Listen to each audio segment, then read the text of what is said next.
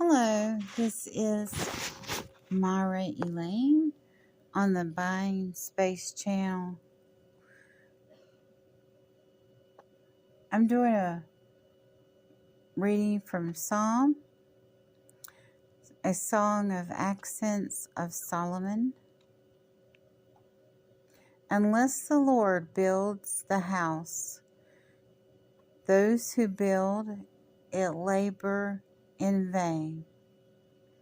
Unless the Lord watches over the city, the watchman stays awake in vain.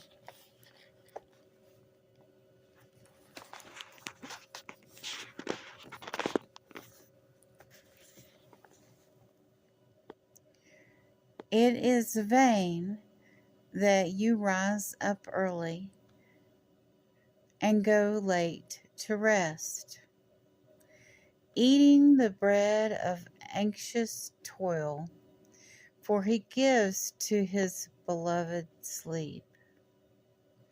Behold, children are a heritage from the Lord, a fruit of the womb of a woman.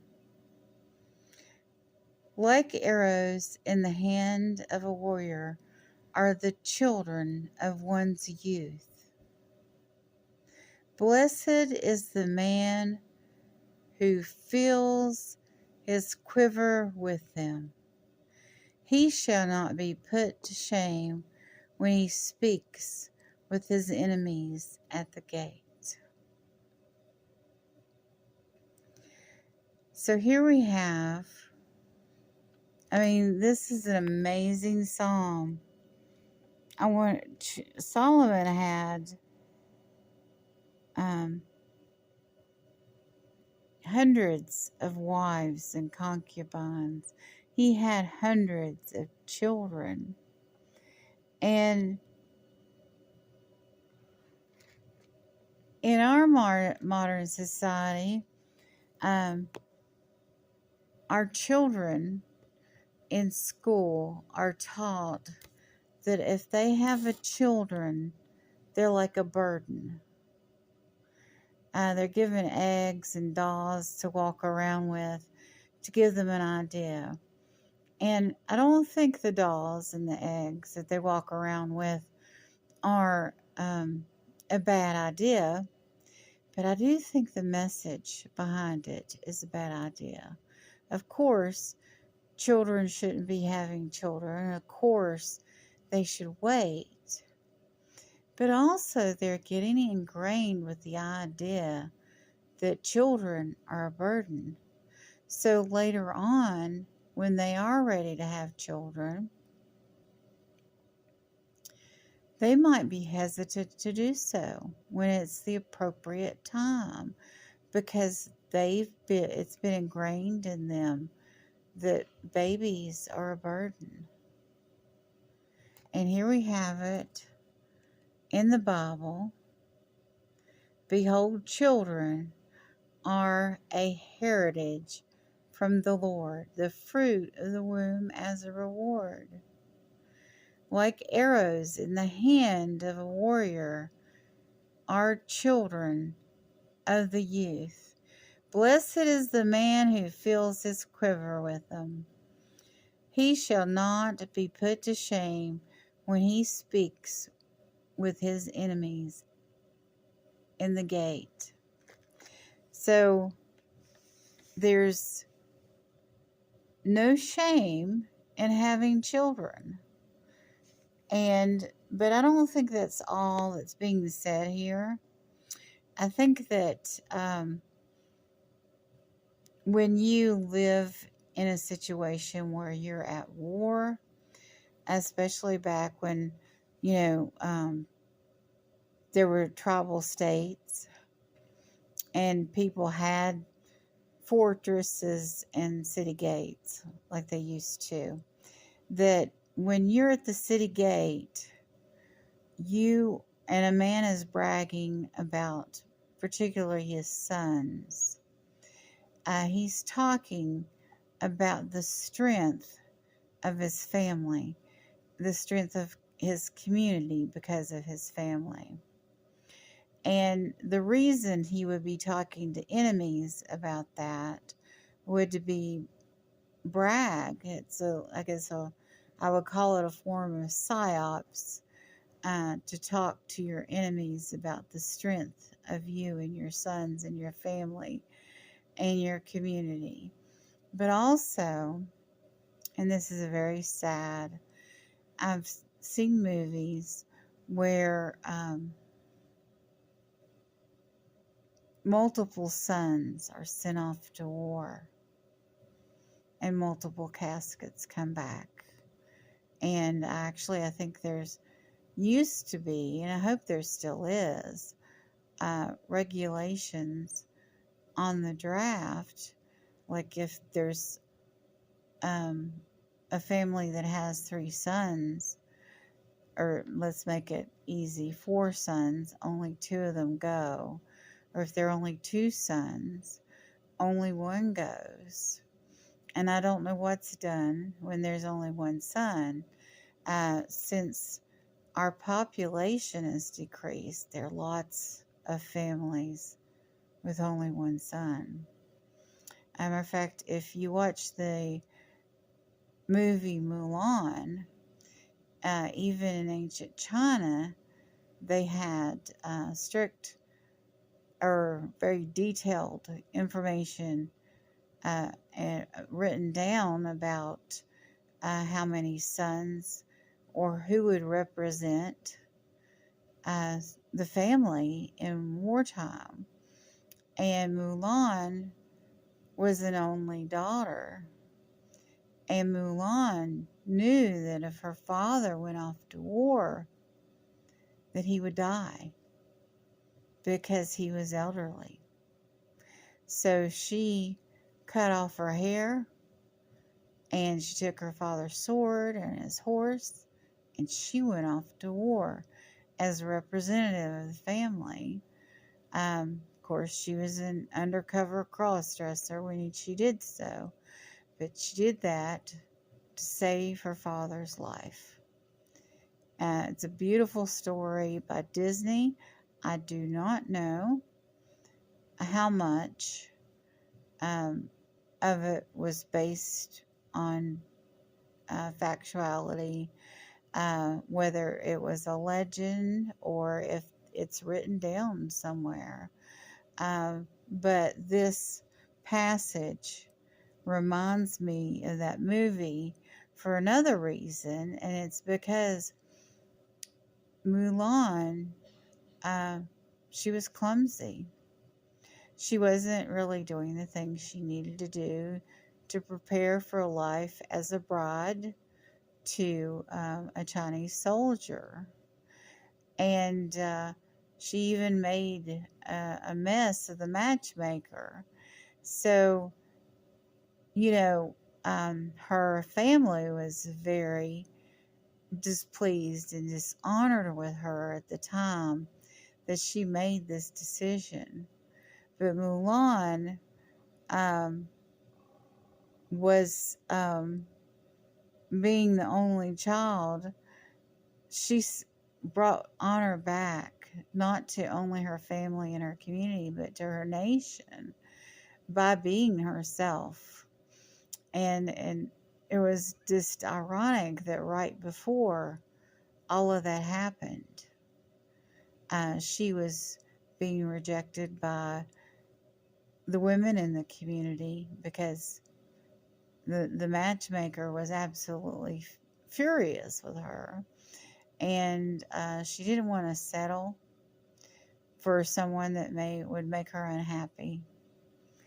And so, even that awkward child that nobody's happy with, that every day you get a call from the school, or every day you have to deal with unruly attitudes, that problem child. That child is a blessing and is your family's heritage. And you're not going to make them shine by not allowing them to be who they are. God made them who they are. God doesn't make mistakes. So I love this chapter, and then it talks about how people should think about their children. My child is my pride and joy. And I used to, really wonder about people that they wouldn't allow us to come to social gatherings. And, you know, they some of the extended family was less than supportive. And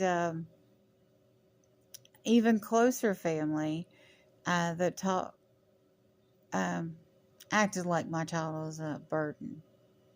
Some very close family. It was very hurtful. Um, in fact, I was almost charged babysitting charges by someone that's, it was just unthinkable that they would do that. But covering expenses is one thing, but I really can't say any more than that. But a lot of it was the generation they were raised in. I had a cousin that had a child with special needs. She had 5 children, and 4 of them were quote unquote normal, and the fifth one was an embarrassment and was sent off to live in mental health facilities across the United States and was never mentioned. And the only reason I knew about her was I was a family genealogist.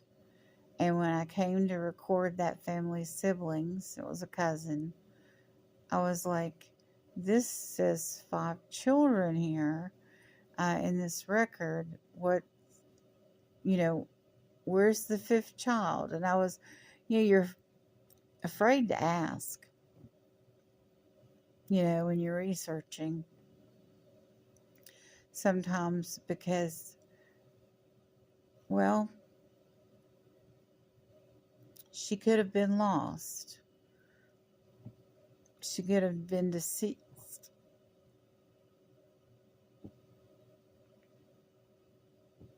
And she was very much alive and hidden away so the family wouldn't be embarrassed.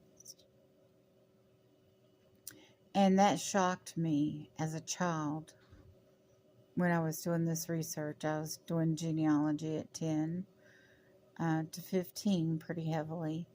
And then later, as an adult, it shocked me as a child. And then later, when I had my child and they had special needs, it just shocked me more. I mean, every single solitary time I thought of this cousin. And the older I got, and to this day, when I think about what was done, just so they could be invited to every party, and it just, the family parties we missed, and the invitations we didn't get, I don't regret one single solitary time that I was rejected or dejected myself because of my child. And I never will. They are my pride and joy. And I have raised a wonderfully tremendous human being in the ways that count. And God has rewarded me for it. So treat everyone with equality and accept them. And if you have somebody in your family with special needs, treat them as your joy, and you'll be rewarded for it. And if you have anybody that treats you differently, like whatever their cognitive condition is going to rub off on you, you can try to educate them, But once you've tried to educate them, if they reject it, move on from that person. Because anybody in my life that's toxic to my child is also toxic to me. Because when you're family, you are the other members of your family and they are you. And I recently lost an aunt and a step aunt. My grandmother had a second marriage, and the gentleman's daughter was my step aunt.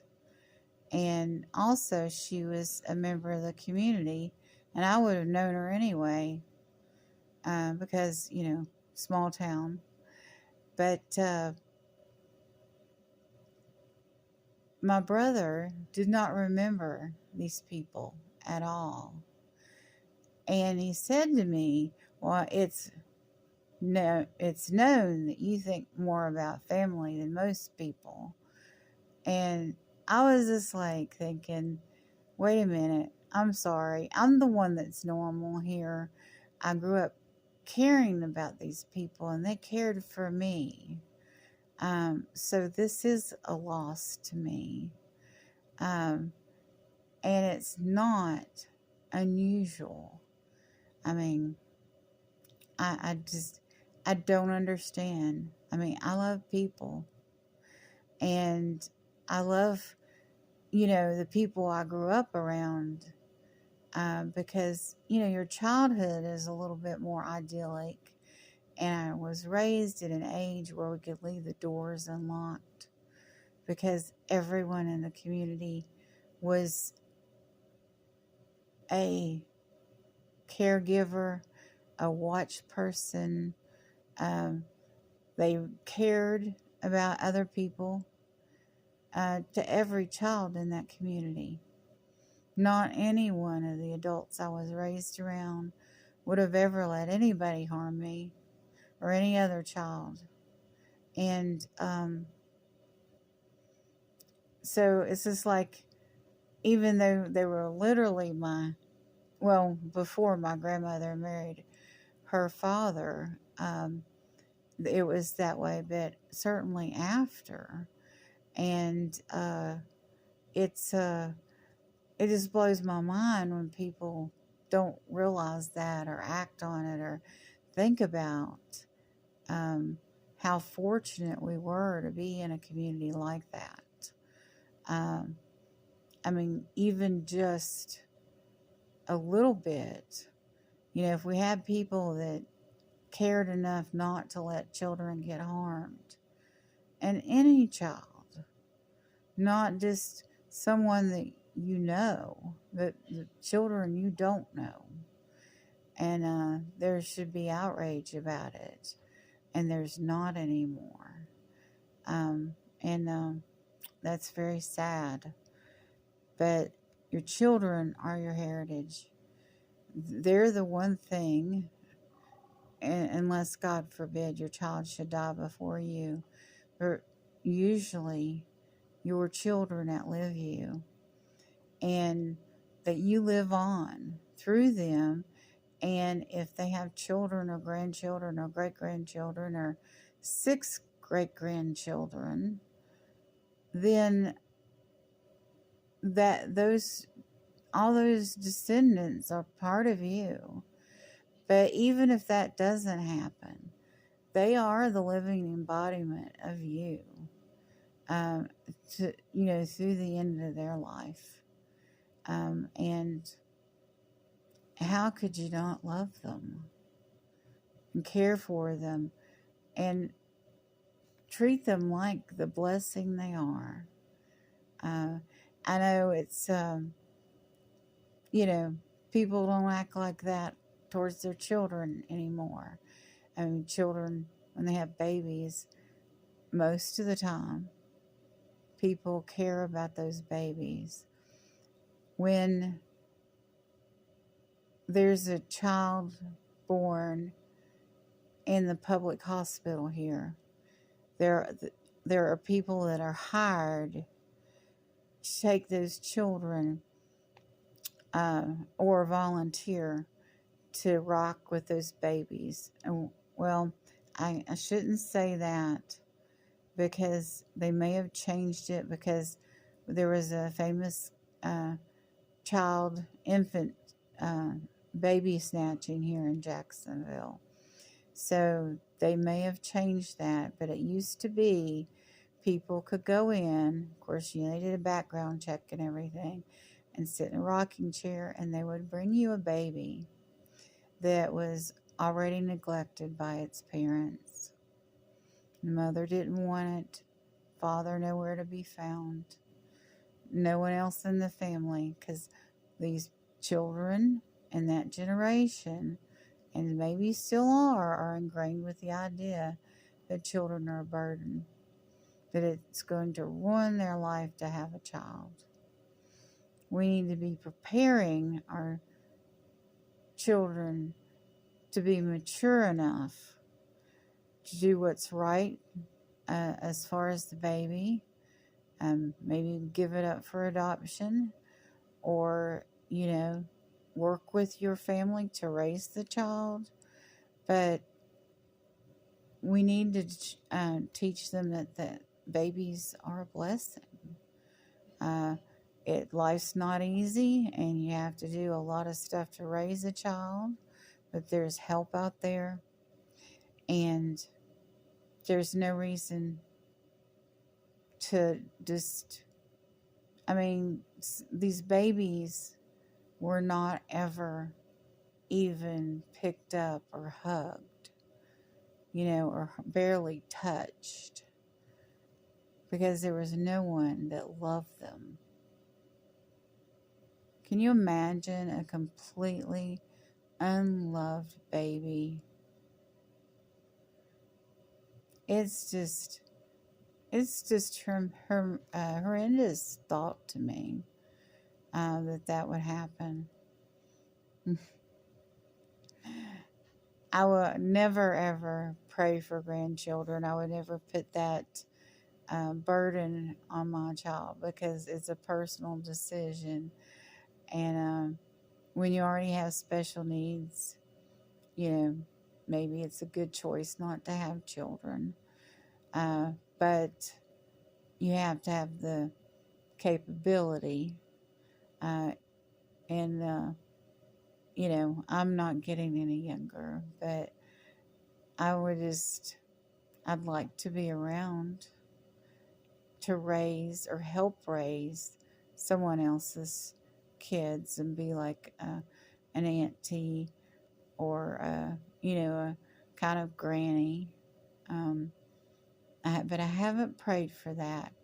Maybe I should pray for that. For there to be somebody, I could help, and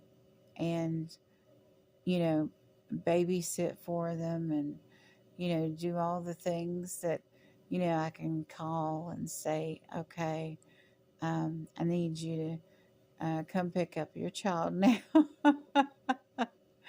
I've fed them full of treats.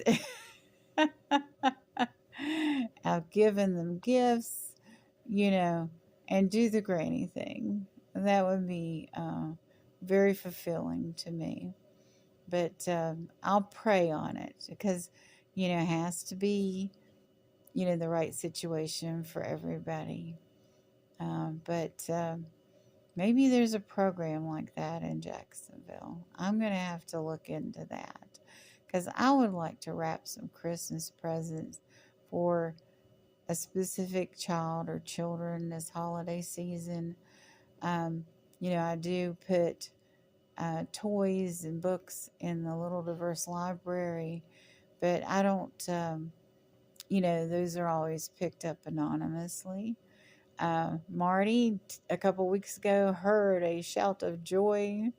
I think they really like Paddington the Bear, but we didn't go out and interact. We don't want people to feel awkward about taking. Sometimes it's like they're thinking that there's something weird or wrong going on, because I can't believe that they're allowed to come pick up books and they don't have to return them, and they're absolutely free. So it seems too good to be true. But anyway, I'm still in the ICU, and I don't know when I'll be discharged.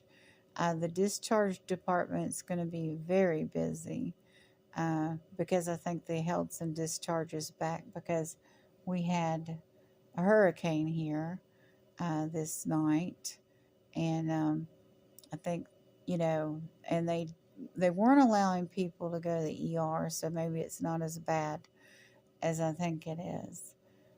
So those people that would normally have been admitted were not. They went to other hospitals, other locations, because the ER here is it's kind of like on a basement level as far and near the river.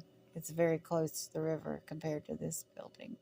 So, I don't know what's going on with that, but it's the night is halfway through, and we'll be looking about, when the sun comes up to see what damage is out there and how our community is. But it was a pleasure reading out of this New Testament, and I am just so blessed. And I'm so blessed to be alive. And I'm so blessed to be given more opportunities to improve my health. And for those of you that have prayed for me, thank you so much. I believe in the power of prayer, and I believe people that pray for you are a true blessing in your life. You all have a wonderful and blessed day.